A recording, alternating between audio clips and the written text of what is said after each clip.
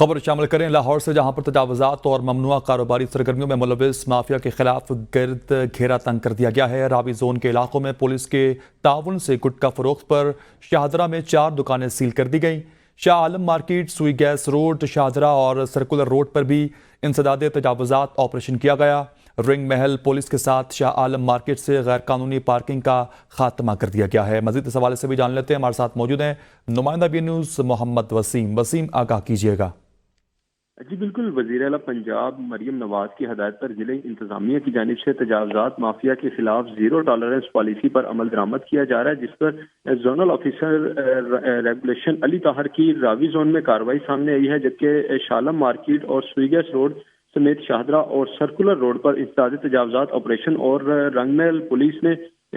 ضلع انتظامیہ کے ساتھ مل کر کارروائی کی ہے، جس میں شالم مارکیٹ سے غیر قانونی پارکنگ کا خاتمہ کیا گیا ہے، جبکہ تجاوزات اور ممنوعہ کاروباری سرگرمیوں میں ملوث مافیا کے خلاف بھی گھیرا تنگ کیا گیا ہے، جس میں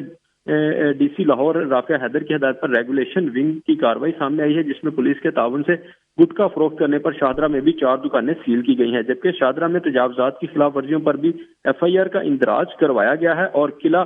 فوڈ اسٹریٹ میں انسداد تجاوزات آپریشن میں مزاحمت کرنے پر بھی ایف آئی آر درج کروائی گئی ہے۔ جی صحیح، محمد وسیم میں آگاہ کر رہے تھے، بہت شکریہ۔